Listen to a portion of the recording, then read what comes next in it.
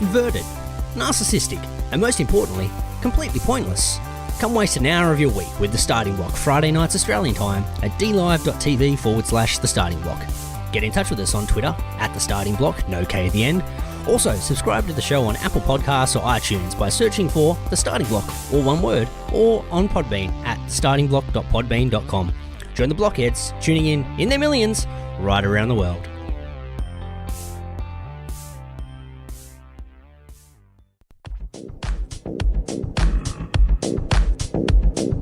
You're listening to The Starting Block on TAVshow.com.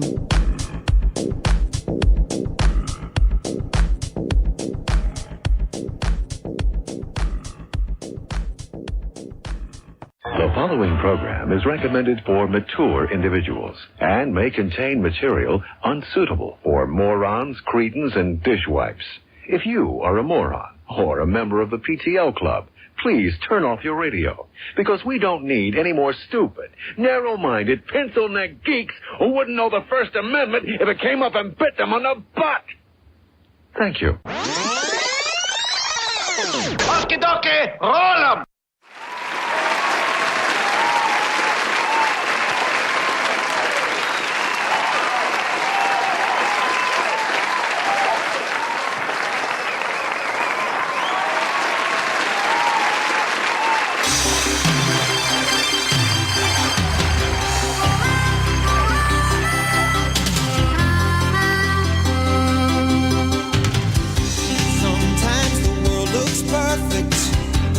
Nothing to rearrange. Sometimes you just get a feeling like you need some kind of change. Hey, welcome to The Starting Block for another week. Big show as always. We've got story times, we've got Olympic talk, we're talking masks, and the big return of the BE report. All that and much, much more here on The Block.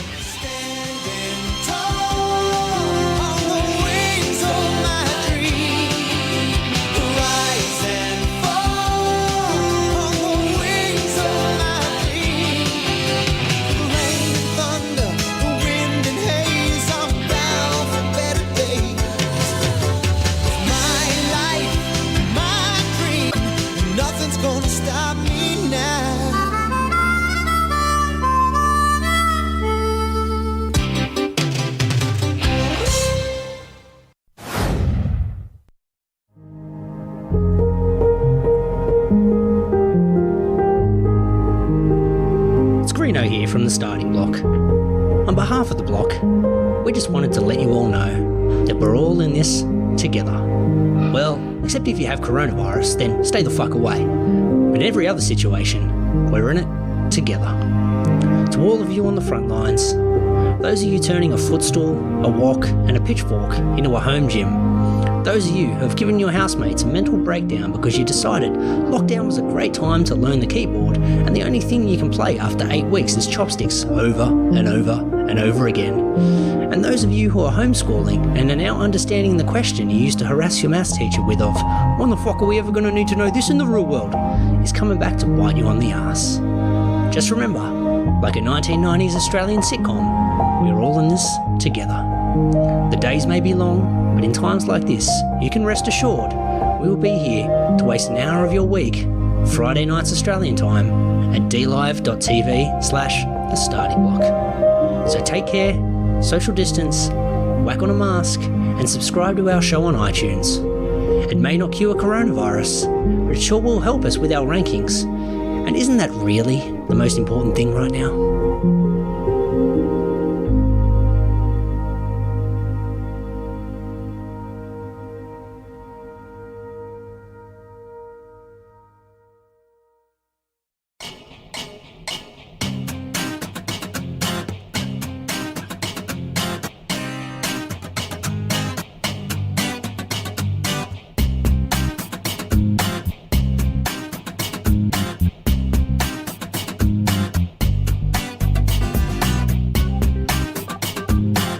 Public Radio's loss is TAVshow.com's gain.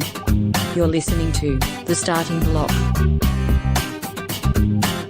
Hey, welcome to the starting block for another week. We've got myself, Greeno, and I'm joined by a man who, even though he's got a full head of hair, now he knows that hair plugs are an essential service. He's going to duck out just so we can get out of the house. My co-captain, Damo, how are we, sir? Very good, Greeno. Good evening to you. Good evening to all the boys and girls out there on board the listenership, the blockheads, the millions all the way around the world, Greeno. Coming to you live from the Ring of Steel, Greeno.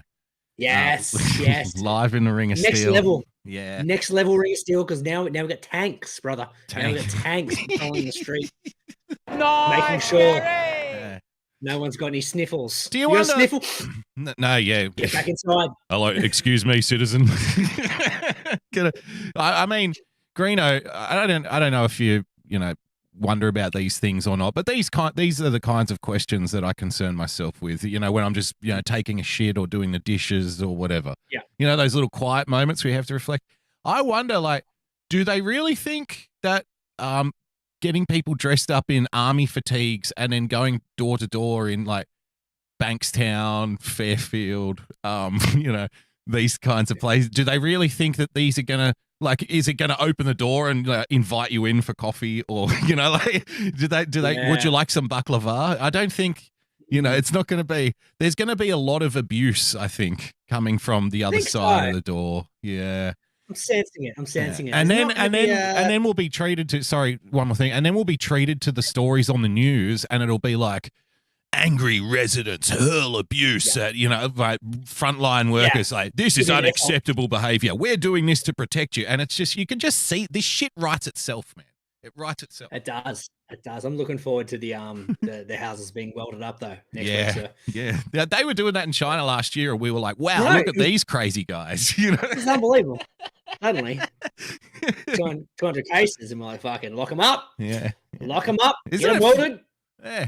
And needing an app to get into buildings and stuff. They were doing that a couple of years ago in China as well. Isn't it funny how we're just kind of doing everything that China has already done? Over the last. Here's a fun little story time for you, sir. I didn't want to I start like the show stories about pinatas.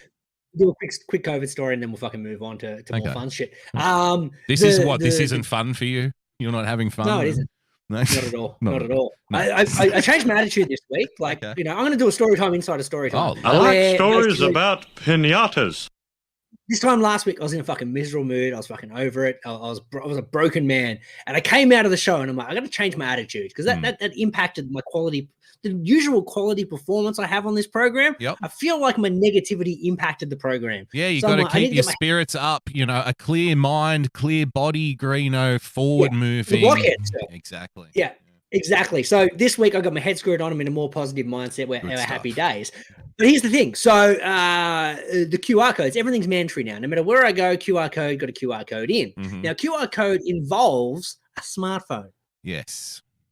Now, you know me. Yes. Tight ass extraordinaire. Yeah. I'm still packing the Nokia 2600. Yes, nice, Gary. So like a nice Gary. When I go to stores, I love it when people keep the classics alive. You know what I mean? You're doing a tribute to where we've come from. Mate, tradition. Snake still lives. Reject modernity, embrace tradition. Get a Nokia 100%. Fucking flip phone. It's unbelievable. They're so good. So when I go to the stores and sir, can you QR code in? And I'll whack out the flip phone. And they're like, what the hell is that? I'm like, well, I don't think my phone does this. Yeah.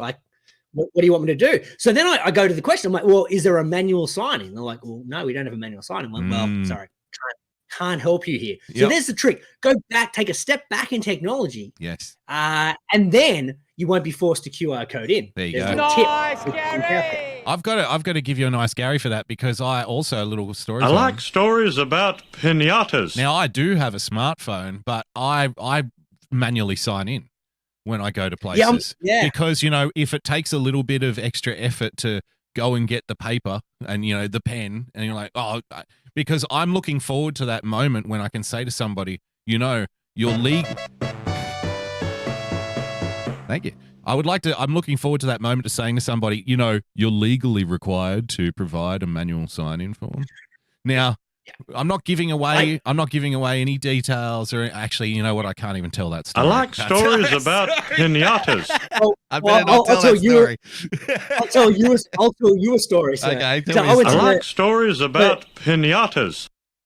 my kid's daycare. I have to drive him off 3 days a week. All right. So I go in now. I have to manually sign him in on the app they have there to kind of it's kind of like general OHS. This is outside. Is it like an iPad on the wall situation kind of thing? Out of the wall, basically, I'm agreeing that I've now put my kid into the custody of the daycare at this time. Yep. So it's now their legal responsibility to take care of my kid. Yep. It's part of the protocols, no matter what. This is pre-COVID. I had to still do this. Well, this is a point I made the other day. Sorry to quickly interrupt, but like most of shit that happens with business is legal shit. It's insurance shit. You know what I mean? It's all shit to cover your ass either legally or via an insurance premium hike. It's to cover my ass because if my son gets injured and it's on their time, then I can sue. So it's all good. Yep. With my son, ethnic background, whiplash, all happened at daycare, sir. I guarantee it. Whiplash. We're keeping that one. Nice, Gary. We're locking that one in for future reference. So basically, I have to sign my son in. Now, with the new COVID restrictions, they're like, well, you got a QR code in as well. And I'm like, but I'm here because I've literally just signed my son in. No, sorry, this is separate. And I'm like, well, and this is legit. I don't have my phone on me when I go into the daycare because I've got to leave my daughter in the car because I can no longer take it into the daycare with me. So you could. The funny thing is, you could get arrested for leaving a dog in the car, but you're now forced legally to leave your daughter in the car. And I talked about it on the show the other week. She likes listening to our show, right? Yes. So I leave the mobile with her. I leave the mobile with her. The I Nokia. put the Nokia with my recorded Spotify. I play the show in there. She listens to that. So I go in and they're like, you need a QR code. I'm like, I don't have my phone on me. And they're like, well, what do you mean? I'm like, well, I need, I have to manually sign in. So they're like, oh, we haven't got the thing. And I did exactly what you did. I'm like, well, you need to give me the sheet. Yes. Nice, I need to sign, and that's fine. I respect your rules, but you need to provide me with the documentation. So they quickly have to go in, print something off. I waste like $1 of their ink, so I feel like I can get my money's worth. Yes. And everyone's a winner. Yep. Now, here's the thing. So then they know that now I'm going to be the prick that manually signs in. So they print out a sheet, and now it's next to the QR code thing because they know I don't have my phone with me. And it's just for you, like it's your sheet. Nice, Gary. As I'm filling it in, there's a time, you got to put the date, you got to put your name, you got to put your mobile number, correct, and then you got to put the time you came in. That's right. Now, I got to obviously drop my son off and pick my son up. Yes. Now that means I got to fill that shit in twice a day. Correct. So I've taken to fuck that, like skipping that, if you will. Yep. So now I only refuse to fill it in once, but I just adjust the time when I rocked up, and I just keep putting the same time in. So I don't have to recopy my details. So wait, do you preemptively sign in on the sheet like 3:15 p.m. or whatever it is when you go to pick him up? No, I leave it there, and I basically just overwrite what I wrote in the AM with the PM. Nice, Gary. Absolutely. That's the story time. Fantastic stuff. Very good. I like stories about pinatas. Story time for you though, Damo. Yeah. So a couple of weeks back, if you want to hit a step back in time for Absolutely. me, please, sir.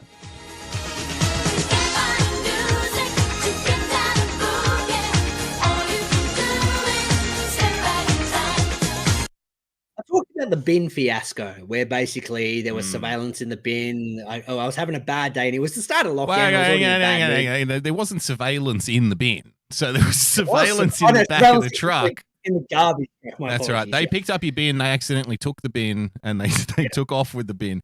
And so now have you restored the bin status? Or are you still struggling? The bins come back. Credit to them. A new bin. Give them a nice Gary. They dropped off a new bin 2 days later. Yeah. Guy even wrote the number on the front, so no one can steal my bin. We know it's my number. Very considerate. So anyway, I'm like, the yellow bin. I've got the yellow bin back, and this week just gone, yellow bin day again. It's a fortnight has been passed since the original bin fiasco. It's the return of the Mac. Sailing. Yep. The return of the Mac, we're fucking good to go, right? All right. So bin goes up on a Sunday morning, ready to go, and I'm feeling happy. I'm feeling comfortable because the bin's out there. Well, it's now, the first. It's like the first trial. It's the first run in the big leagues for a rookie bin. Like it's a big day. And it's Yeah, clean. first day. It looks fresh and clean, and you're like, that's a smart looking bin out there on that street. I'm very proud of that Very bin. good looking bin, 100%. Now, as I put the bin up, now I put it up a little bit later than usual. I talked the other week about how I do an early bin drop off normally on the Sunday, so I don't forget once I get on the sauce. Yes, but I actually, you just thank you for reminding me. I like stories about pinatas. I meant to say this last week, but then I forgot. So when you take the bin out early on a Sunday morning, but you have Sunday sessions then, see, I would refuse to take the bin out Sunday morning before the Sunday sessions because now I have to walk the bottles out to the curb to the bin instead of walking them to the bin and taking the bin to the curb. So I would wait till the end of your Sunday session, then take the bin out. No, it's all about length, right? Because the length from where my bins are normally situated to where they are in the front lawn is less, and I don't have to drag the bin up with extra weight. Ah, okay. Yeah. Nice, Gary. Makes sense. More efficient to have the bin out the front ready to go, and I just dump the Sunday session bins in there. Well thought Good to out. go. Well planned. It's all mapped out. So anyway, it's out there. It's good to go. Now, as I walk out there, I dropped off a little bit later than usual. I look around and no bins are out. And I think about it logically, and I don't know if you remember last weekend, quite significant winds. And I'm like, okay, well, it's a bit windy, but this thing, it's fucking chock full of bottles. We're good. It was blowing a fucking gale out there. I had to pick up like the same pot plant about 4 or 5 times over that weekend. Just kept tipping over, 100%. even chocking it up with bricks and shit. I was like, what is going on here? What is this? Crazy winds last weekend. But the bin was fine all day. It was sweet. So anyway, I'm in bed, 2 in the morning. Sorry, it was 2 in the morning. Yeah. And I hear this swoosh and fucking smash. And I'm like, wakes me up from my sleep. And I'm like, that sounded like a lot of broken beer bottles right there. I guarantee that might have been blown over. And then I had to do that kind of like challenge you have in the middle of the night with your head. Should I get up? I can get up and have a look, or I can pretend I didn't hear it and just deal with it in the morning. Yes. And I chose the former. Really? Oh, wow. Because I was Nice, Gary. because I didn't want my neighbors to wake up and see the 50 beer bottles lying around and go, check out Alki over here as our next door neighbor. Yeah, So I go because out you know there- what? You know what? If you go out there at the time that it crashes, right? If you go out there when it falls over and you do the right thing, you start collecting up the bottles and cans and putting them back in the bin. Everybody who's now woken up from the noise will just assume that you're just taking the bin out now and you're drunk and you've dropped it or something. And they're all just going to be staring at you through their bedroom windows at 2 in the morning. So I went out at 2 in the morning, jacket on, ready to go, and I look, and all the bins are blown over. So not only is my bin blown over, every bin on the street is blown over to the point where now it's kind of like a trash hurricane. So I'm looking down and I see the empty beer bottles near my thing. So I quickly pull it up, put all the beer bottles back into the bin, pull my green bin back up, all good, put the whatever I can in there. Then I look around, then I realize that the tinnies of new that I was forced to drink last weekend are now strewn all over my neighbor's lawn and up the street, plus other random bits of garbage. Sounds like a war zone. Sounds like a war zone. It was 100% war zone. But then I'm looking at my front lawn, and it's got other people's garbage. So then I'm in this interesting predicament. What's I'm the like, etiquette here? What do I pick up here and what don't I? So the rationale at 2:30 in the morning was, well, I got to pick up the beer tins that have blown away on the neighbor's lawn, but every other bit of trash that's not mine, fair game. And it also brings up an interesting question, like at what point then will another man in the street like see what you're doing and then think to himself, you know what, I've got to go fucking help this poor cunt. Because now you've just been kind of without, you've been involuntarily recommended for the job of now cleaning everybody's yard around you. You know what I mean? Nah. I'll take care of my cans. Other than that, I'm out. So fixed all that, went around, took me half an hour in the fucking middle of the night, put all it in, put the bins back up, ready to go, into bed, and then literally 2 seconds later I hear, and I'm like, you motherfucker. Lo and behold, thankfully it wasn't the yellow bin this time. It was the green bin that fell over a second time.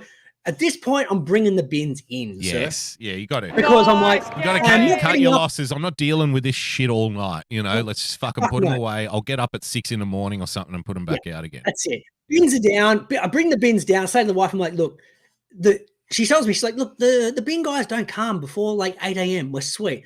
And she leaves for work about 7. So I said, can already see what's happening here. we cut to the chase. At fucking 6 a.m., we hear the garbage trucks. Thankfully, my wife was. They were an hour early this week. Thankfully, my wife was up. So in her pajamas and her Uggies, she's quickly racing the bins up to the thing. Thankfully, they came back around, picked it up. They realized the predicament we were in with the wind. Yep. But my ongoing bin battle continues, sir. Nice, Gary. I like stories about pinatas. Fantastic little story there. Do you think you're going to get the upper hand when it's all said and done? It's currently 2-love bin compared to Greeno. So, Right. I'm going to have to break serve here to get back on track with the bins. Need a We'll big wait and comeback, see. Greeno. Got to reach deep down inside yourself. Don't I let do. these bins Now, take over. So I talked about trying to find some zen during this week, and I'm like, look, the title of this week's show is basically we've been rats in cages for the better part of 4 weeks now. So sometimes you just need a little bit of a breather. And what I've been doing is I've been taking I got a seat on the back of my bike that I can take my son out for bike rides. Okay. So we go out, it's a bit of father-son time. It's Riding good. We're going along for a on the pushback, honey. You look so we- pretty. We've been doing it for like a few months now, but it becomes more important in lockdown because the poor kid can't go out and play with his friends or anything like that. He's I've got gotta no take him out, and options anymore. There's nothing to do. I need to get out of the house. So there's a lot of bike paths and walking paths in my area, and everyone in our suburbs in a similar situation. After work, they just want to get out, go for a walk. So plenty of people out walking. But Greeno, wouldn't you feel safer if while you were walking around, for example, just to ensure that everybody's being protected and the community's being kept COVID safe, wouldn't you feel a lot better if you could see, a few more military vehicles, military personnel in the streets? Machine guns, yeah. Don't you think that would make the little young lad feel a lot safer? If maybe we could arm them as well, that would be probably better. A nice show of force, Greeno. Don't you think that would make everybody feel safer in their homes with people knocking on the door in military uniforms, going, "Who's in here? Can I see your ID? Is this your young house?" fella is a bit camo, perhaps, for the bike ride. Nice, Gary. Keep it Charlie's safe, everywhere. mate. Yeah. Sitting there, he's like, "What do you keep doing about Charlie, Dad?" I don't know. Yeah.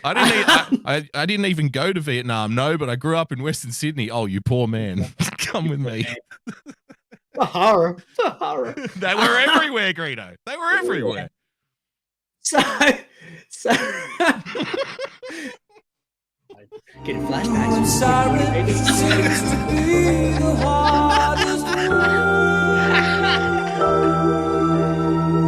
was going to flashback to Good Morning Vietnam. Was like, I've never met a Vietnamese man named Charlie.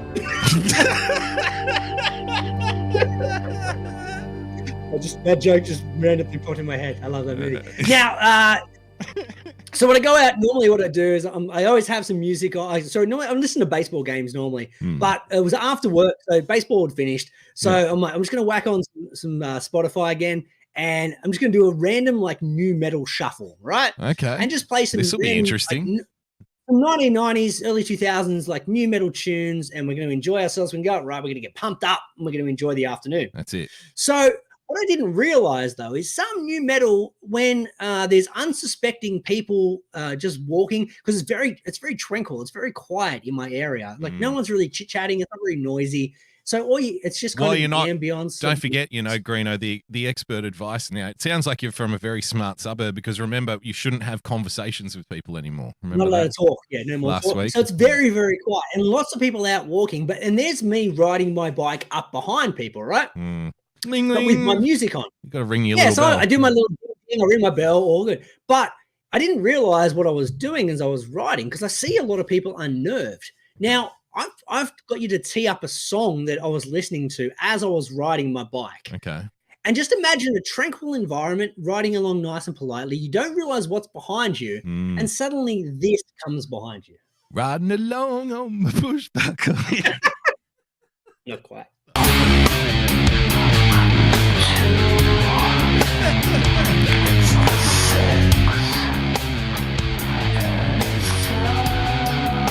This bit is where I come up. Bit of the old Deftones, Greeno. That's it. I don't think people are expecting someone just shove it, shove it, shove it. You should have been. It should have been 7 words though, Greeno. That would have been the. Yeah. That would have been the selection. Fuck. Hey, Zachy, you having fun with Dad? That's it. Well, we're enjoying ourselves on there, but we scared the fuck out of a lot of people by suddenly the big crescendo of the chorus there coming in and scaring the shit out of random strangers. And they don't realize I'm behind. Works better than a little bell. It does. Fair call. What do you want to do, man? We're about a half hour in. Do we want to touch on Olympic stuff? Or do you want to come back go to for it? No, let's keep rolling. Let's keep going. Excellent. Like, I don't know about you, man. Last week we talked on the show, the Olympics. Who gives a fuck? Yeah. A day later, I was all in. You're booked. Like, you're locked in now. One Olympic story was enough for you to go, yes, fuck yeah, Australia, cunt, bro, Aussie, bro, fuck, let's go. I watched one event. I was watching the skateboarding. I'm like, what a fucking stupid sport to have on the Olympics. And 5 seconds later, I'm like, hey, come man, on, run, go. This is amazing. Nice, Gary. Water polo. I never realized how much of a water polo fan I was. It's unbelievable. But first kind of observation from these Olympics, the Australian athletes are a lot more likable this time. Yeah, you think? I don't know, maybe because they thought maybe they wouldn't get their chance with the Olympics, and the situation's been going on. And we did come up in the era of the what was he called? The fucking cruise missile? The bunger. The bunger? Yeah, that's what we called him. Nobody else did. Yeah. What was his actual nickname? Was it something like the missile or Magnuson, right? That was the guy? Magnuson. What was he called? Oh, come BE. on. Is BE in the chat today? BE is in the chat.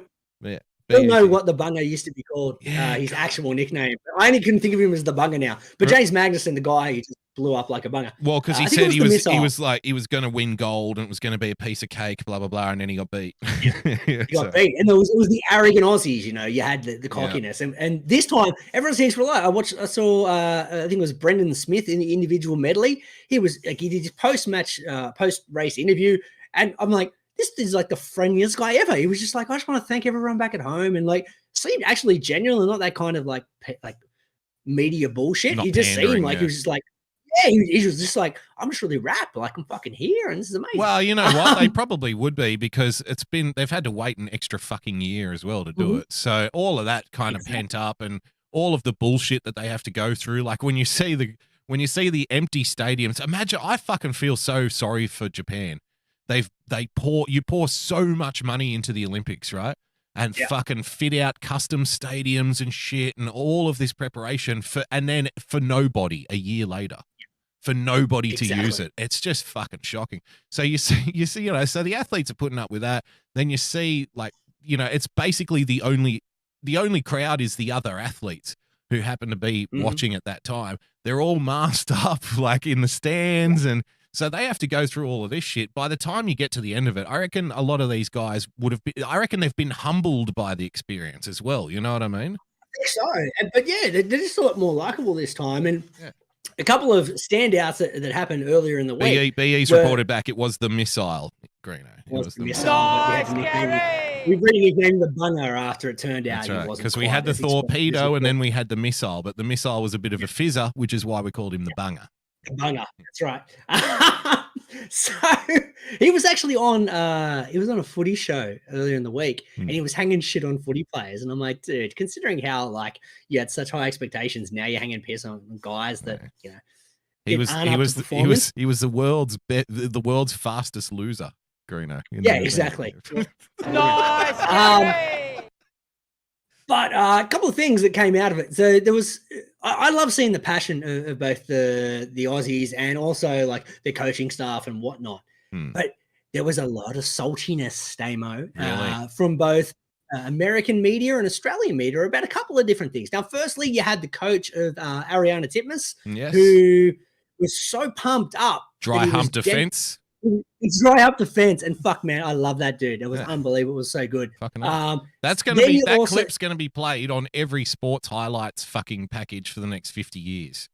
Exactly. That is gonna be the Olympics coverage. Every single Olympics, you're gonna see that coverage. That's the spirit of Australian sport right there. Is like a long-haired fucking Goldie boy by the looks of him. Yeah. He's like up against a clear fence, going "fuck yes," and pumping his pelvis at it. That's our country. Nice, Gary. That's what we are to other people around the world. They go, what the fuck's going Definitely on? a guy who's attended a schoolies at the age of 27. I guarantee that. Yeah, he's definitely a toolie. He's a toolie for sure. And then there was also you also had I think it was Kaylee McEwen who they asked like, oh, do you have any messages after she just won gold? Do you have any messages to your mum and your sister? And just like she actually answered the question honestly, and she's like, "Fuck yeah!" Just so excited on live television. And then in response to that, she quickly covered her mask and said, "Oh shit, I didn't mean to say that. I'm so sorry." So it was a double down on the swear. It was fantastic. If you're an athlete, or something like that, you know, if you're anybody in a public position, you do get like throughout your career 1 or maybe even 2. If you're very, very good, if you're like Hall of Fame level athlete, then you can probably get 2 in your career. But you definitely get 1 moment in your career. That's a freebie. The media let you have it. It's like when you can swear on air and get away with it. Like, and it's shit like gold medal after a grand final, stuff like if you win a Formula 1 race and you're like, fuck yeah, they say, okay, you can see he's very excited. Yeah. But then again, if you were like doing the post-race press conference later on, you're like, yeah, I fucking beat all these cunts, mate. Then it would change, you know. So you only get 1 in your career. Yeah, you can't sneak them all in. No. But I saw some criticism of that, and I thought about the reality of the situation. Firstly, like these guys have been working their entire life. Like you used to be a competitive swimmer as a youth, not to the point where you're ever going to go to the Olympics, but you were very, very good as a young kid. But so you know kind of how much work and time goes into these athletes at the early stages, let alone what they had to go through for like the time after you finish. Swimming especially because like it's a solo sport, number one. It's not a team sport, but you know you're completely your senses are completely kind of cut off from everything as well. It's a very lonely sport to be good at. It means hours and hours and hours, basically like your whole childhood for these Olympians has been spent alone, like in their thoughts, swimming up and down a pool. And because it's not like footy, like you can't talk to players while you're playing the game. It's not like running where you're out and about and you can talk to the people next to you and stuff. It's like, no, all you hear is, you know, of the water washing around you, and that's it. And all you see is the bottom of the pool for years. Spot on. So fuck that. Nice, Gary. It got me thinking, like, if I had to go through all that training, all that hard, all the discipline that's involved, not only would I be swearing nonstop, like I'd be just be a fat cunt's woo everywhere. I think I'd be dry humping everything. I'd literally be dry humping everything in sight. Like I'd be getting out of the pool and like humping the commentator, humping the mic, you know, dry humping anything that's around that I could possibly hump in excitement after winning said gold medal. You just turn into schoolies like straight after the race. 100%. I'd turn into a dog in heat after winning a gold medal. Mooning the camera and shit. Yeah. Because if you're going to go all in, like do it properly, right? Like just go nuts. Become a legend. And then when they criticize you, like, go fuck yourself. I just want a gold medal. Yes. Like, Nice, you Gary. celebrate whatever way you want to celebrate. For me, I want to dry up the cameraman. That's what I want to do right now. Yes. Like, that's how I'm going to celebrate that medal. Fantastic work. We'll wrap up the segments with what are we cancelling this week? Now we talked in the past about the PC Brigade demo. We don't feel they've gone far enough. No, we feel that there's stuff that's been missed. Well, we feel there's wisdom in people keep talking about the new reset, the giant reset, Greeno. Okay, well, let's do the same thing but culturally. So let's just cancel everybody now instead of like the constant foreplay and flicking the nutsack like who's going to get cancelled this week. No, let's just get rid of everybody. Let's accelerate all of it. it. Yeah, let's not fuck around. Let's just get straight to the point. Let's cancel everything humanly possible. Yep. And this week, unfortunately, I hate to do it, Damo. I'm going to have to cancel something Olympic related. Oh, okay. Really? But that's not very patriotic of you.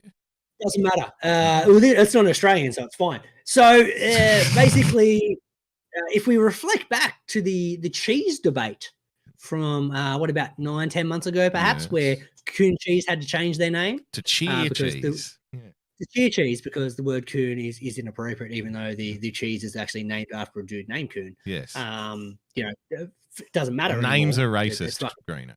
Names are now racist. And I was disgusted. I called in a complaint to Channel 7 earlier this week because I'm like, how dare you? How dare you put this name on my TV screen? Canadian, so here's who I'm cancelling before we go to a break, Damo. Okay. I'm cancelling Canadian 200-meter breaststroke swimmer Kelsey Lauren Wog. Do you like your novelty comedy songs organic? Handmade with painstaking care, put into every note? Well, look no further than Irrational Times. Using only the finest instruments to create an experience that your ears will thank you for later, Irrational Times attempts to elevate the whimsy to a desirable level. New songs and sketches every week, so check it out.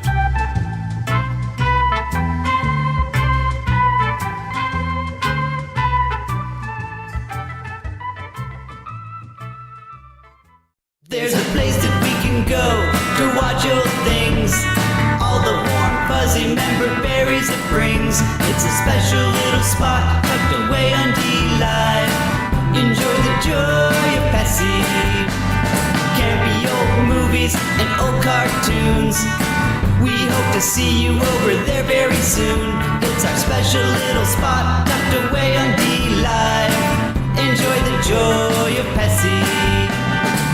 When we were kids and there wasn't any school, we'd sit and watch all the best cartoons, eating cereal until it was noon. We never thought that 30 years later it'd still be cool. Saturday night and cheesy movies, the ones that used to show us boobies. It's our special little spot tucked away on D-Live. Enjoy the joy of Pessy. Enjoy the joy of Pessy. Enjoy the joy of Pessy.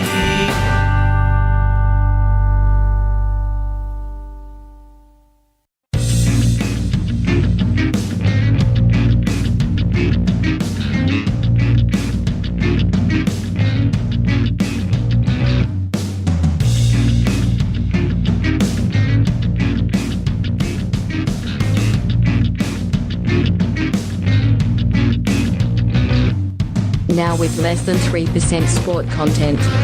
It's the starting block on TAVshow.com. Welcome back to the block, ladies and gentlemen, boys and girls. Remember, if you want to keep in touch with us, best way to do so would be via the little blue bird. Follow Greeno at the starting block, one word, drop the K at the end. Follow myself at BoogieBumper. Greeno, we spoke about this guy, months ago when we were talking about this particular clip. And you know what? Now that the army is being deployed to the streets of Sydney, this all kind of seems a little redundant.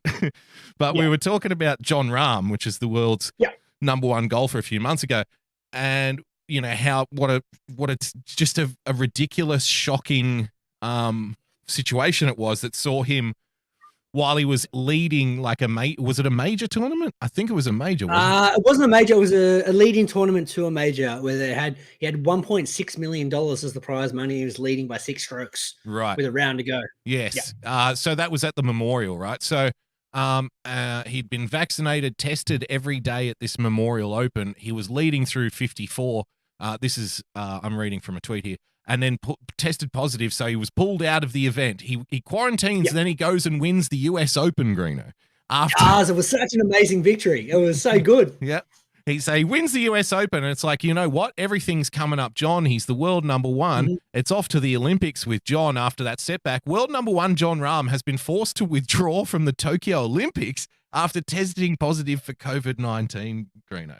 What the fuck is John doing in between tournaments? We need to get John just in a room. The only places he can go for his own safety now is the golf course and his hotel room. That is it.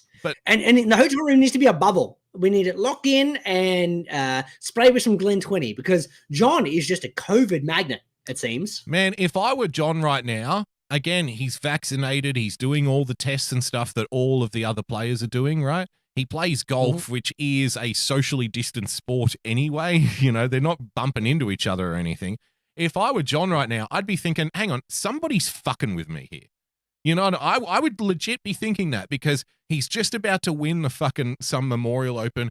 Oh, sorry, John, you got to come off the course. Okay, it happens once. That's kind of weird, but okay. And now again at the Tokyo Olympics, because he's the favorite to win the fucking gold medal.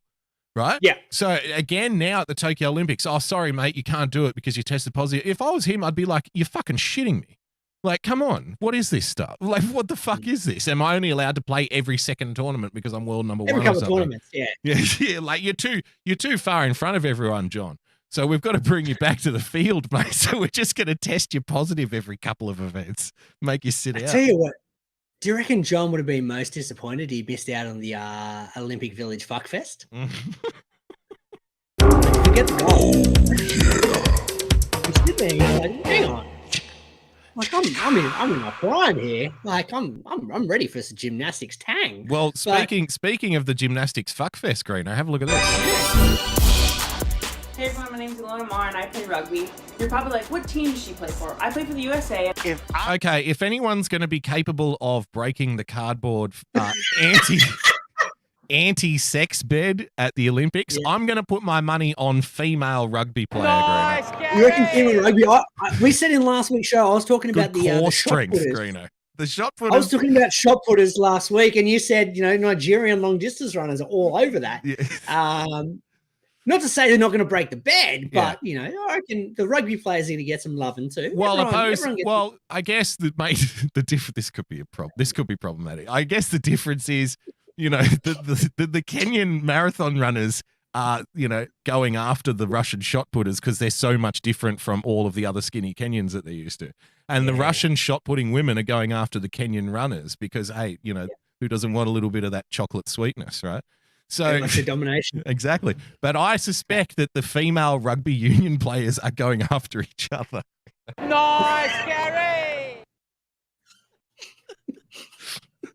So maybe they're the safest. Maybe they're the safest ones of all, because I don't imagine there to be a lot of thrusting, unless, of course, they were able to bring, various utensils with them in their luggage. But I'm sure all of that would have had to be cleared by the COVID safety team.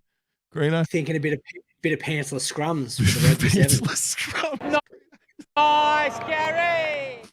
So I reckon the beds are safe with the rugby players. Play rugby. You're probably like, what team does she play for? I play for the USA. If I was representing my country, I would want a nice bed, because this looks like I'm serving time somewhere else. I'm going to test out the cardboard beds for y'all doing various activities. Okay. Stay with me.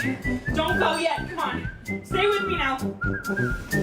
This doesn't seem like an attention seeker at all. Hang on. Whoa, what's going on there? My second ice cream! 2, 3, 4, and 5, 8. Come on, they're not even trying. Now, this guy has a crack. We saw this guy last week. Do we see have this any guy? update on... No, thankfully, BE was all over it this week. We sent BE some homework. Nice, This is Irish gymnast Rhys McClanahan. Yeah, He's who referred to we've adopted now on the show. He's our boy. He is our favourite son. Yeah. We did just do a quick message to Troy. Yes. Can you check if Rhys McClanahan has Cameo? Because if so, can you hook us up with another video? Yes. Because we need a new one for this year. We got to Live Nicky. Live Nicky's good, but if we can get some Rhys McClanahan cameo action, happy days. Now BE's looked into this. He's known as the Prince of Pommel, sir. He's actually in the Sunday evening event, 6:44 p.m. Okay. Rhys is our Olympic mascot. Yes. Because of the Prince the of fact Pommel. that he was the Prince of Pommel, which seems appropriate for the so fact he's in there testing out the strength of the bed. He was on the video last week. He was the first one to go, hey ladies, check it out. I can do backflips and shit on this bed, and we're still good to go. We're good to get Come our on fuck in. on. The bed's not going to break. It's going to be fine. Come on into the He was like, Pommel. it's fake news. It's fake news. Don't listen to it. It's fake news. Water is fine, ladies. Come on in. The anti-sex. They're made out of cardboard, yes, but apparently they're meant to break at any sudden movements. It's fake. Fake news. Fake news. Okay, so they're all trying to have a crack, but Greeno. Okay, can you go back to that lady for a second? Yes. Okay, just replay that because I'm a bit worried about the kind of loving that this lady's into. Oh, okay. Oh, you mean like the body slams and whatnot, Greeno? So Rhys is doing a bit of gymnastics, jumping around. Yeah. And then we've got whoever the next lady is. I don't know who she is, but I think she's one of the rugby players, Greeno. She thinks sexual relations involve the Macho Man Randy Savage big elbow off the top rope. Nice, Gary. If you're in the village, whoever that lady is, avoid her at all costs. Unless you're into unless you're into that submissive shit where you're into the kinky stuff, like fair enough, get involved. But otherwise, you could be taking a beating. This Australian chap, Greeno, I don't know who he is or what sport he's from, but he apparently got to the bottom, because you can't put an Australian in this mystery of are there anti-sex beds in any situation and not expect an Australian to go around sniffing it out, Greeno. So you know what? We need to give credit before we get to this story of who sent us the story, because Jim N-Word sends us in fucking 50 stories a week, and we decided to do a Jim N-Word segment every week now. This is the Jim N-Word. What is this pre-show? We didn't discuss this. It's in the rundown. It says Jim N-Word story of the week. No, we didn't discuss we're going to do a segment every week now. We discussed it in last week's show. No, we didn't. We're going to do like every single week now. Every week we're going to do one of Jim's stories. Have you run this? Have you run this past HR, Greeno? Have you? Not yet. I thought we talked about it during the show, which is pre-show. Or it could be post-show. Do you really want to be restricted by like this commitment now to? I mean, what if he doesn't send a story? We'll treat it like Periscope a week late, where we're selective. Nice, Gary. Where if there's just nothing good Jim sends, we'll just pretend Jim didn't send anything. Yeah, we'll just pretend like he doesn't exist. Yeah. Exactly. Who the fuck are you talking about? What Jim? Like we did for the 78 stories he sent before we started doing the segment. Exactly. Nice. Gary. So the Aussie kid goes around and he sorted it out, Greeno. He's figured it out. Because like I said, you put an Australian in this situation and be like, all right, who's the cunt running this? Who's behind this? Who's responsible for this? So I just finished my gym session. I saw they were taking one of the beds down the hallway. Now, this bed was one of the cardboard beds that had fallen apart. The joke's going around that someone wet the bed and the bed just fell apart. But anyways, first broken bed I've seen. There you go, Greeno. Solved it. Nice, Gary. Well, now I'm a little bit disappointed because I thought this dude broke the bed in a fuckfest. No, he was just pointing out that one of his teammates pissed it.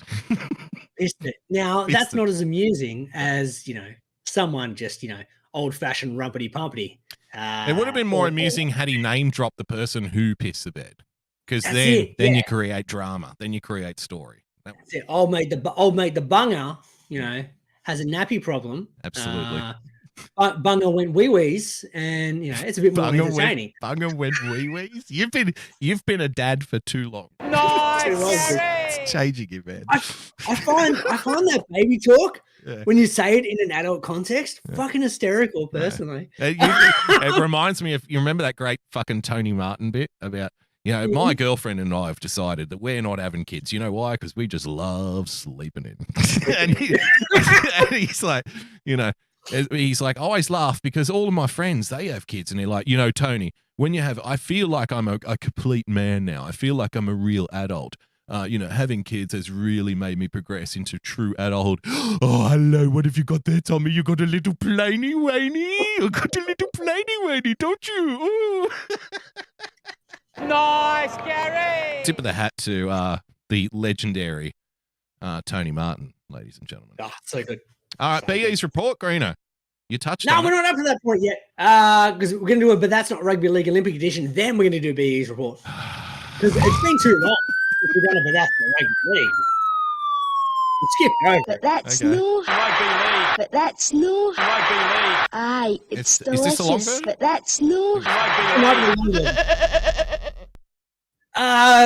not Rugby League. It's been a while since we've done it. So do we need to refresh the memory, perhaps?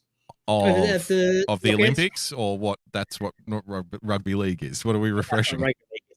Okay, but that's not rugby league. So basically, this is a situation where, no matter where you are, no matter what the topic may be, someone wants to put some rugby league in there because there's a strange media obsession, or even a footy obsession in Australia, where they just can't help but reference something. Well, I think it originally come from, we were talking about exclusively Big Sports Breakfast and fucking what's that guy's name?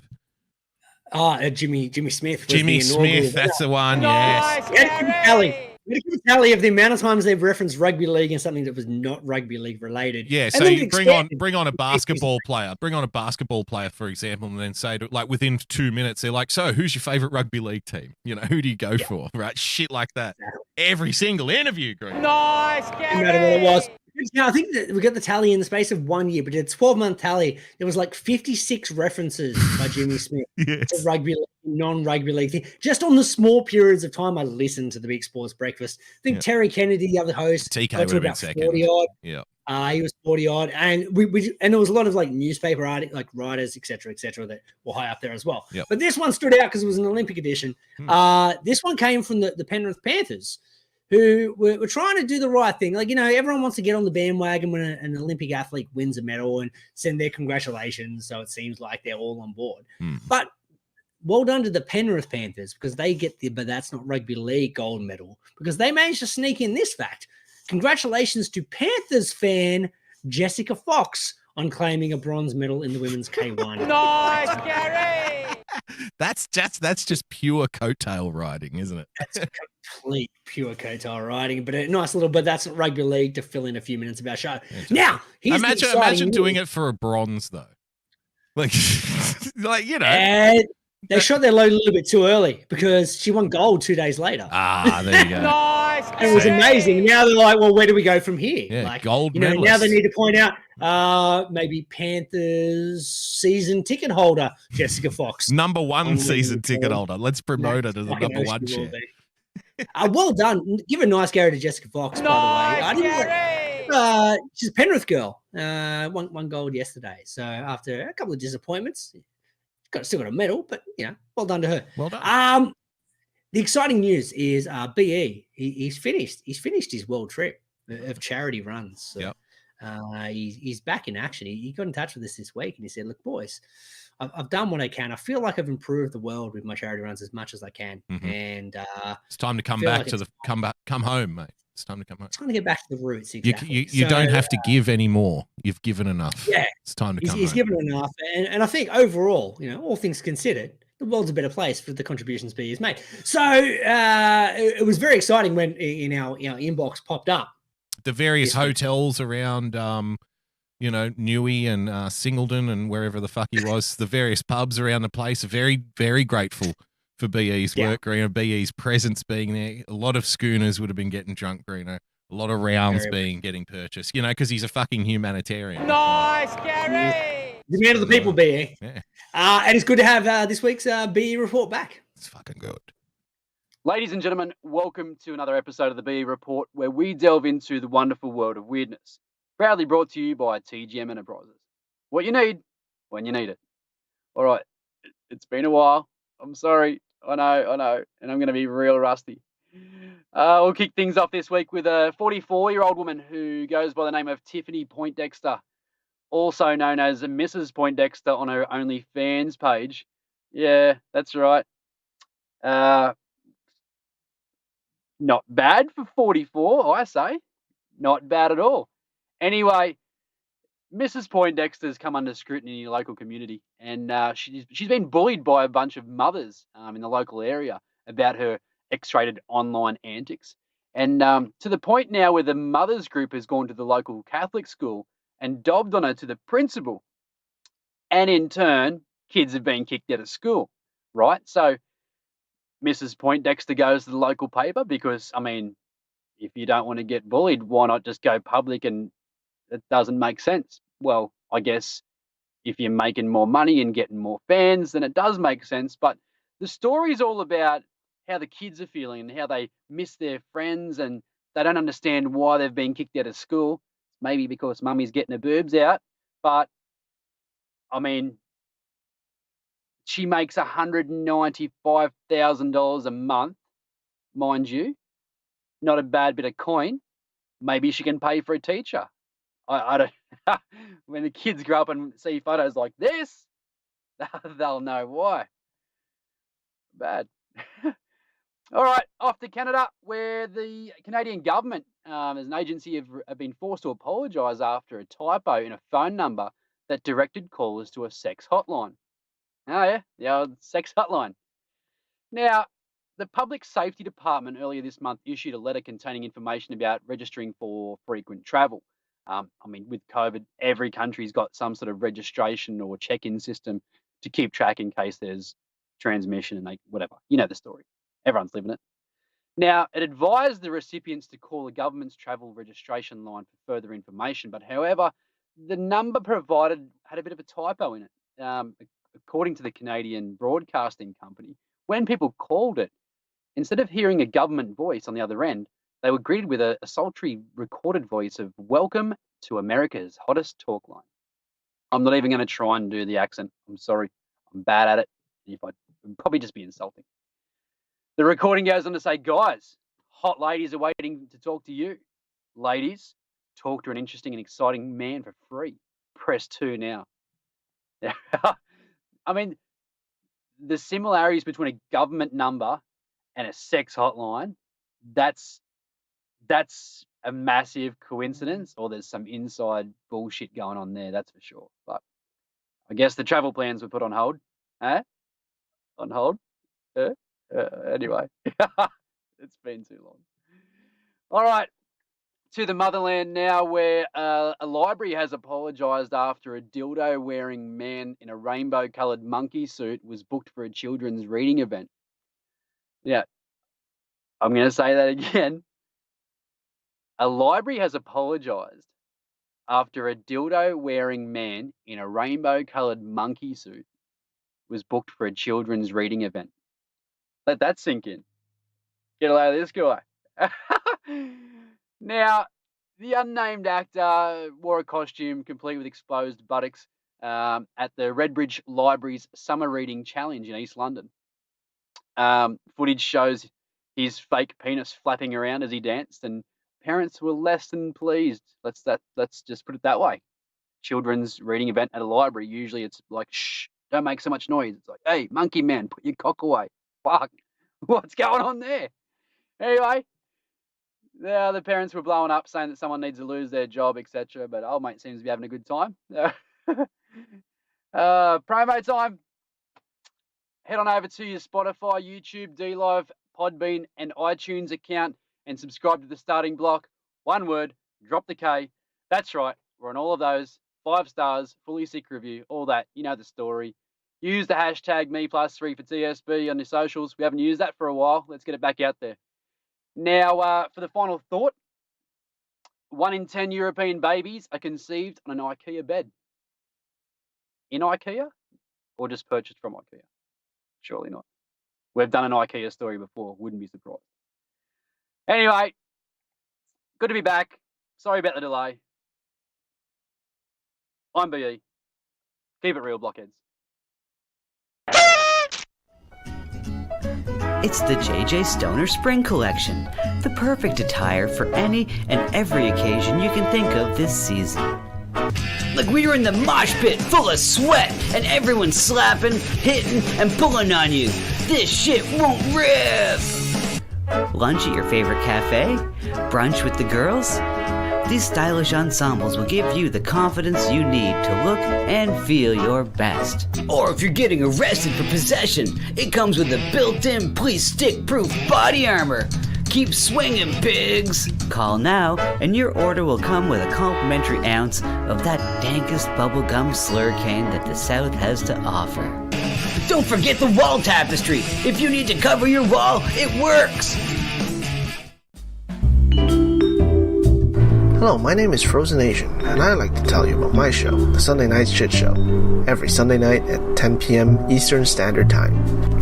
Along with good conversations and laughing at funny and weird shit we find on the internet, we also have the Hat Cam, where I showcase my myriad of great-looking hats. Here is a testimonial from a great friend of mine who has enjoyed my hats lately. I hope your next hat is a bullet. Jesus Christ, what are you, fucking Asian Dick Tracy? What's wrong with you?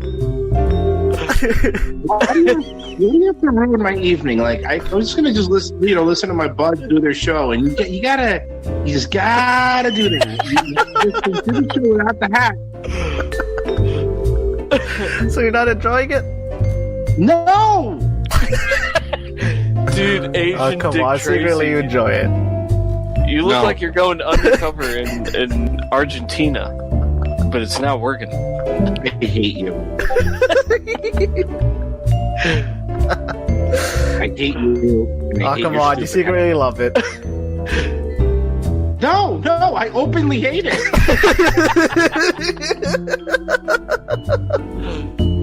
And there you have it. So subscribe to the Sunday Night Shit Show at youtube.com/Sunday Night Shit Show. And hope to see you there on Sunday nights. Bye.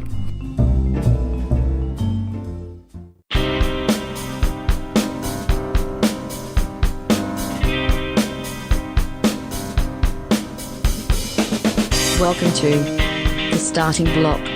Follow on Twitter at The Starting Block. Drop the K at the end. Find the podcast on iTunes or on tavshow.com.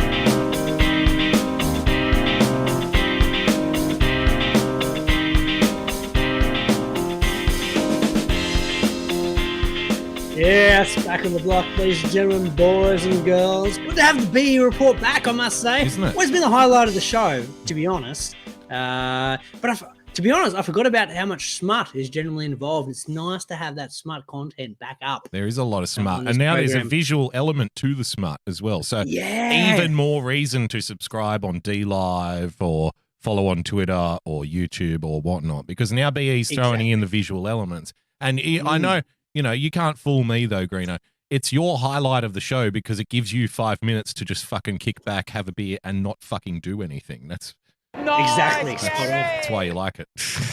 100%. Before we get to the final segment here, Damo, can we do a step back in time? Oh, we can, but just since we were talking about BE, Nice, Gary. Yeah. a nice Gary to the Ollie Roos, Greeno. They won 4-3 in extra time, Greeno. They saved a penalty in extra time, which they would have gone behind. BE's been putting updates in the chat, and they've ended up just winning the game. Is that the 4-3. Ollie Roos or the Matildas? Is it the Matildas? It might be the Matildas. Hang on. Yeah, I think it's the Matildas because isn't the Ollie Roos the men's under 23? Yeah, it's the Matildas. Yeah, so it's the Matildas then. Yeah. Yeah, it's the Matildas. It's the ones that did that calendar when we were kids. Nice, Gary. That's how I remember the Matildas, and it's not my fault. It's not sexism, but if you say like, hey, okay, we're going to put a nude calendar out of the Australian women's football team, and at the time I'm like 16 or 17, I'm like a sports guy back then, I'm going to remember that forever. Nice, Gary. And there's nothing you can do about it. You know what I mean? Why would you do this in the formative years of so many young men? Like that would be, you know, the real people who are to blame for sexism, Greeno? Women. I tell you. Women. It got you interested in women's football, though. Just that slight moment. Yeah. I did watch a little bit of I think it was Australia versus US game the other day, and it was a real life Simpsons episode because it was basically a ball passed back and forth in the back line for 6 straight minutes with no action happening. Holds it. It was that, and I'm like, what the fuck is happening here? This is the worst bit of sporting entertainment I've ever seen. So was that the girls playing or the guys playing? Yeah, it was the girls. Yeah. Okay, see, but dude, like that's not uncommon. Women's football is mostly trash. Like it's mostly bad.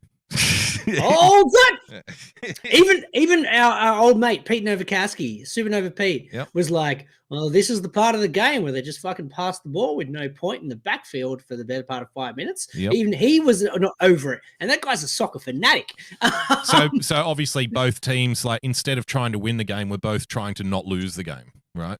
Exactly. It was a 0-0 draw for both of them to get to the quarterfinals, and they just like, let's just piss fart around for 5 minutes and waste everyone's time. I'm going to go out on a limb here, Green. That's un-Australian.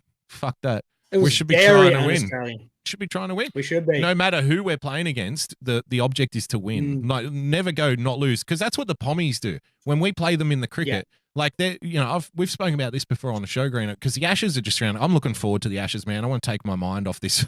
I want to take my mind off the fact that the military is patrolling Sydney now.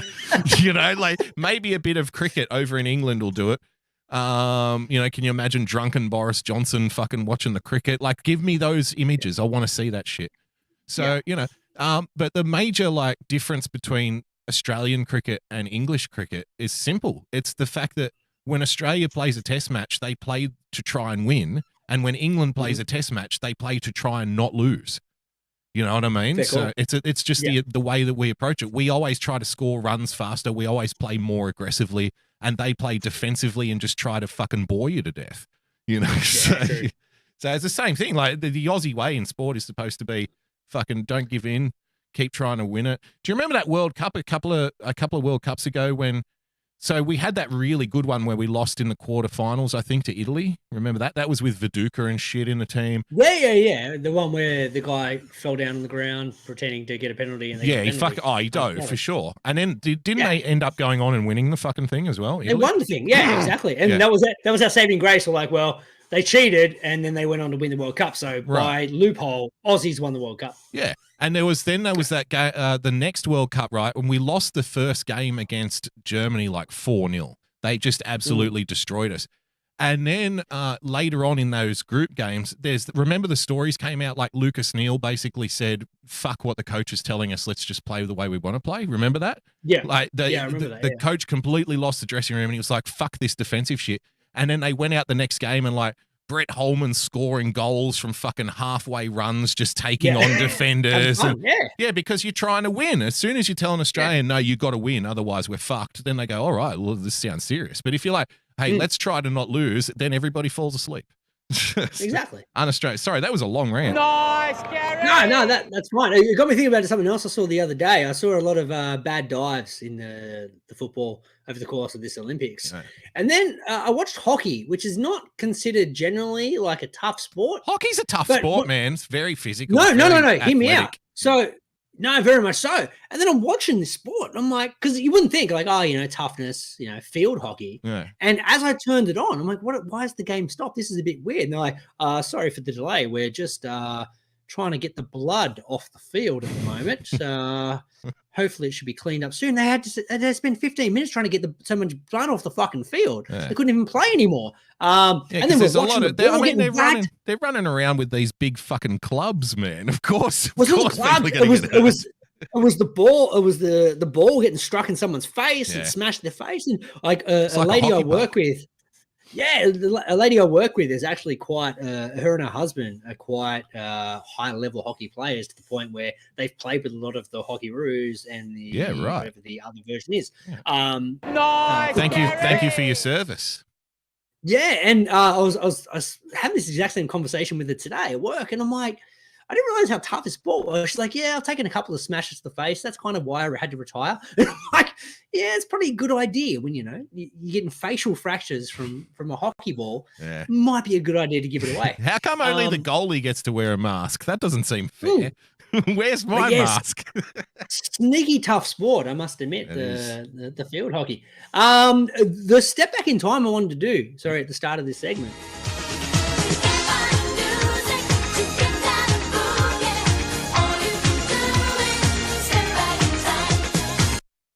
I need a coffee machine update, sir. Oh, well, okay. Yeah, fuck yeah. I like stories about pinatas. So was it last week we were talking about the coffee machine? 2 weeks ago. 2 weeks ago. So 2 weeks ago, we had the postage story where I promised that machine was never coming back in repaired form. Was there anything? That was my prediction. Was there anything wagered on it, or? No, it was just a friendly kind of a gentleman's agreement. A gentleman's agreement that my theory was you're not getting that thing back. You're done. Okay. Well, I can tell you, I've got a couple of little updates for you. So I can tell you the day after the Lady Boogs listened to the episode, which I think was probably a couple of days later, maybe, No, it was the next day because she messaged me the next day. And gave me an update on the tape issue. Yes. Right. I got more specifics. She also said to me in a very serious way and kind of like put her finger in my chest when she said it, as if to emphasize the point. She said, I'm getting that fucking coffee machine back. Yes. It's like, I fucking guarantee it, I'm getting that shit back. So a couple of days ago, knock, knock at the door. Guess what's sitting at the front door, Greeno? It's the fucking coffee machine. Ah, there we go. Yes, and I can tell you, like, because there was a few conversations had in the house as, one day started to work into the next. They add up. Yeah, they do. And you start going, mate, are we going to see this thing again? Have we just said goodbye to the coffee machine forever? But the coffee machine was returned. It's now working in full capacity. But here's the interesting part for me. That's not interesting. Now, when she sent it off and she says to me, look, I got an email or something or a text message. I got a text message back and they said they've got the coffee machine. I said, right. Did they tell you what's wrong with it? And she said, no, they haven't. I'm like, oh, okay. Well, maybe they'll send you an email or something. Anyway, long story short, go through the whole process. And I keep asking, like, during different steps of the process, so have they told you what's wrong with it? And she's like, no, they haven't. And then when it was returned, I'm like, okay, so was there like a piece of paper or something with it that said, here's what we did to it, here's what we and she's like, no. So we sent this coffee machine off in the mail, and you know, the male pixies took it away to fairyland. And they apparently sprinkled it with some fairy dust and returned it to us, and now it's living again. Nice, Gary! It's magic again. And it's a mystery. Nobody knows what was wrong with it, and we can't. No one knows what's wrong with it. It's magically repaired. Magic. Now, a question: Who had to pay for the return postage? It would have been them, I think. Now, was there a sufficient amount of tape on the box when you received the return package? Oh, it was very professionally packed on the way back. I'll give them that. They've probably got a lot of experience. But here's the question for you, Greeno. Now. I doubt that we took any significant details of the coffee machine before we sent it off, like, say, part numbers, serial numbers, etc., etc. Yes. Is this a little bit? About is this Paul McCartney Beatles replacement after he died in a car crash? No, even better. I'm talking about, like, just say the kid's puppy gets run over in the driveway while they're at school. So you bring the new one. Bring the new puppy home, Greeno. So have they? Has the coffee machine company sent us a brand new puppy and said, no, 100%. it's yours. Like it's the same machine, you know. Let's think about it logically, right? If you send someone in, and they've got two options, they can get someone to sit there and repair it. You got to pay a man labor. You got to pay for the part. They got to sit there. They got to pull it apart. They got to do it. They got to repackage it. Or they can just go to their box and grab a new machine and go fucking send that one. They back can to go to the warehouse where they've got like 500,000 of these fuckers just sitting there collecting dust. It costs them nothing in labor. And what they'll do is they'll take that other bit, they'll put some parts, and they'll do a fucking manufactured thing and sell it off to some cheap shit secondhand store. Well, they'll just send it out to somebody else. They'll just send it out to somebody else with their machine. They'll eventually fix that. Gary! That's what's happened. They've literally just sent you a new machine and they've cut out the middleman. They're just and then that one constantly. is being hocked off. They turn the odometer back on your coffee machine. And they're selling it to some unsuspecting women as a lemon. I guarantee it. 100%. Well done. Good to know the coffee machine's back though and up and working. I like stories about pinatas. Serial numbers. I'm with you on that one. Yeah, There's next no doubt time. in my mind. That's a new coffee machine, which is not a bad outcome. Don't get me wrong. No, but can you have the same love? Can you? It's like replacing it's like replacing your son with a humanoid, cyborg, Greeno, like an AI. Remember when they get the new son? He just doesn't quite. Was that the Will this coffee machine start making bitter coffee just because it's like, I don't belong? You're not my mother. You're not my daddy. You're not my real dad. Exactly. You're not my real owner. Or someone else's coffee machine 6 months ago. Part of me was. They chopped me up. They chopped me up and stuck me back together in there. It was awful. And I don't even know you. The adventures of the coffee machine, Greeno. I'm looking at that story it could tell. Yeah. I can just imagine the bitterness from Lady Boogie, where she's like, "I'm getting that fucking coffee machine back," and she was so serious. I can picture it. Yeah. Just to get a new one in return. Yeah, exactly. It was all worth it. I'm glad you got your $3 worth of tape. Nice, Gary! Now, it's trade season day, mate. Trade deadlines tomorrow, MLB. Let's talk a little bit of trade. What do you got? When we talk trades, we only talk about one man. I don't give a fuck about the rest of trades. Like, there was blockbuster trades with, the Dodgers and Max Scherzer and Trey Turner today. I don't care about those. Who do we care about on this show? Crazy Uncle Jerry DePoto, because it doesn't even matter what's going. The whole rest of the league depends on him. Because he's so fucking trade heavy, because he's just constantly trading everybody. I reckon when two teams like in the other league on the other side of the country kind of thing, when two teams are trying to discuss a trade, they'd be halfway through it and then it'd be like, hello, yeah, this is Jerry DePoto. Can you put the he would involve himself in every trade situation. We make this a three-team trade. We don't need it. We've got a straight deal. Doesn't matter. I want to get involved here. Create some minor league prospects. Look, I'll trade you unpopped corn for 2 kilogram bags of coffee to be delivered to the stadium between 3 and 6 every other Saturday. Can we do that deal? And then just be like, who the fuck is this? The trade itch. He needs to scratch it. So, Jerry, for the first time since 2001, 2001, 2003. It's one of those 2 years. I forget which one. Troy will be able to give us the answer to that question. Yes. It's been a fucking long while since Seattle have been in the playoffs. Now they are in the playoff hunt. They had a massive win over Houston. They were down 7 runs on earlier in the week and came back to win the game with a grand slam. It was unbelievable. They were all pumped up. They're excited. They were 1 game out of the playoff picture. And then what does crazy Uncle Jerry DiPoto do? He trades their closer, who's been one of the best in the league, the next day. Not only did he trade them, he traded them to the team they just beat, who is their divisional rival, who's leading the division. Nice, Gary. They sent Kendall Graveman and Rafael Montero for Abraham. What is he doing? What is he doing? Does he want to lose? Like, what is he doing? So he traded their closer, and then and Montero for Abraham Toro and Joe Smith. So it's like, so the clubhouse was fucking fuming. They were filthy. They're like, we're fucking finally in a playoff hunt. We're expecting to get people in. Instead, they send off our best relief pitcher. What the hell are they doing? And Jerry's like, no, I got you covered. It's fine. So then because Jerry got the itch again, he's like, I'm going to trade again. So then they acquired left-handed tight. It's been like it's been 8 hours since my last transfer. I need another hit. So then they acquired. Then the Mariners did another trade to acquire Tyler Anderson from the Pirates, which is good. And then they also, because they just traded their closer, so like, well, we just traded a closer, we better get another closer in. So why do we have to get a closer in? We had a perfectly good one sitting right here. They said, Jerry's like, well, I can trade for a closer. This is even better. So we trade one out, then we have to create a new trade to get a new one in. And then they acquired today Diego Castillo from the Tampa Bay Rays. Yep. That's the replacement for Kendall Graveman. How do you? This is a genuine question. How do you be a Mariners fan? You know what I mean? Like, how can Mariners fans?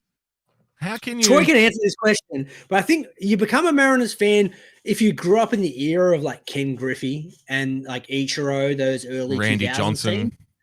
Randy Johnson when he was pitching, probably Alex Rodriguez as well back in the early 2000s. Yeah. I think all the fans of the Mariners are fans Just living of, like, in the past. 2000, Yeah. like 95, 90s Mariners to early 2000 Mariners. Since then, you had King Felix to kind of hang your hat on. Aside from that, not much luck. Well, because how can you get attached to anybody in the how can you have any heroes in the team? They're only there for fucking 3 days and then he trades them out again. So like he's going to trade him. There's no momentum and like you couldn't I couldn't imagine being a fucking Mariners fan with all that shit going because like I'm not a huge baseball fan, right? But I am. You're an Ace fan. I know. They trade all their star players away. Yeah, but they're always. It's because they have a philosophy and they stick to the philosophy, but they're still trying to win using that particular philosophy. Yeah, fair call. Whereas, I'll pay that. As the opposite, the Seattle situation, like you said, the first time that they're in playoff contention, and then they trade to their divisional rivals the best fucking relief pitcher that they have. The A's are more like they bring people in who aren't worth much, and then if somebody offers them more money and they can make a profit, then they're like, okay, this is our system. Let's just fucking trade them out and build. And they're always competitive. So, I'll pay that. Yeah, the A's make the playoffs pretty much every other year. Since Jerry DiPoto took over the Mariners, they've only gone backwards every year, like year after year after. They started off really well, remember, and then it was like getting lower and lower and lower, and then missing playoffs, bang, bang, bang, bang, bang, lower and lower and lower. And now, like you said, they've brought their way back up, like fucking ripped their fingernails to get back up into a playoff spot. And he's like, oh, fuck that. You trade the best guy out. It's like, fucking, what are we doing here? How can anyone want to play there? Well, the clubhouse was pissed. Like no one, there's no free agent that's gonna want to play for this team. It's as simple as that. Enough cash will do that though. Yeah. But let's get to a stat man though. I'm a stat man.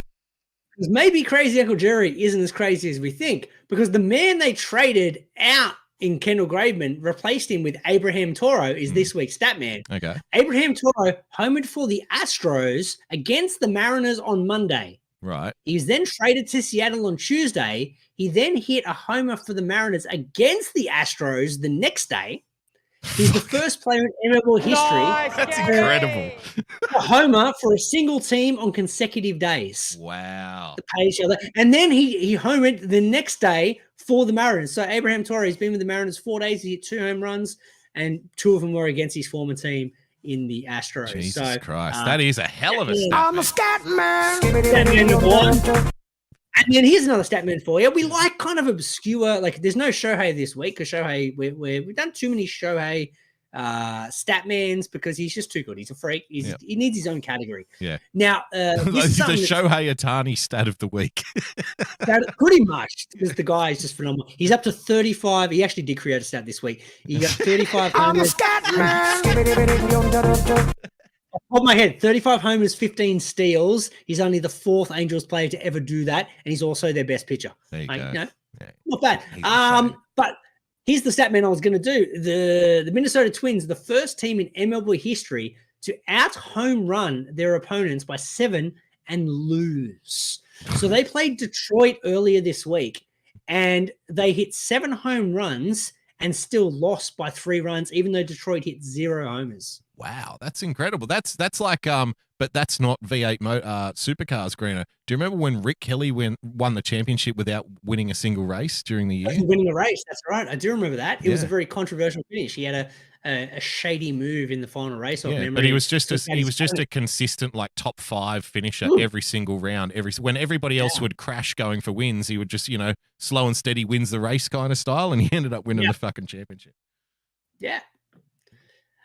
That's it, sir. Unless you got anything else you want to talk about. No, we are that's done. it. Let's get the fuck out of here, man. Follow Greeno at the starting block. One word, drop the K at the end. Follow myself at BoogieBumper. Follow our friends. See you again next week. See you guys. Bye. Bye. We'll always be bosom buddies, friends, sisters, and pals. We'll always be bosom buddies. If life should reject you, there's me to protect you. If I say that your tongue is vicious, if I call you uncouth, it's simply that. Who else but a bosom buddy will sit down and tell you the truth? Hey Patriots, this is your favorite Southerner, Doc Martin. Just wanted to remind you to put on your calendars to join me and your favorite ne'er-do-well Yankee, Phil D'Angelo, on Saturday nights, beginning with Promises Kept at 8 p.m. Eastern Time, followed by The Speakeasy with all of your favorite Patriots. You never know what we might cuss and discuss. That's right, Doc Martin. This is everybody's favorite Yankee, Phil D'Angelo speaking. And on Saturday night, we could have Kimmy, Y-Censored, affectionately known as Electrolux, the original Grandma, UK Neil, Rusty and his famous sound test show, Coffee Talk with Sandra, Earth Citizen, Stefan, the infamous Grandma Sears, Mac Daddy may even make a show up, or virtually anyone else in the world for some irrelevant fun. Yankee, you mean some irreverent fun. So be sure to join us on Twitch, Periscope, D-Live, or YouTube. That's right, Doc. Follow us at Winning TV on all of those channels. So be sure and put it on your calendar. We'll be looking for you. We'll leave the porch light on. I still think it's irrelevant fun. But why are you farming for coins when you have a heavy bag?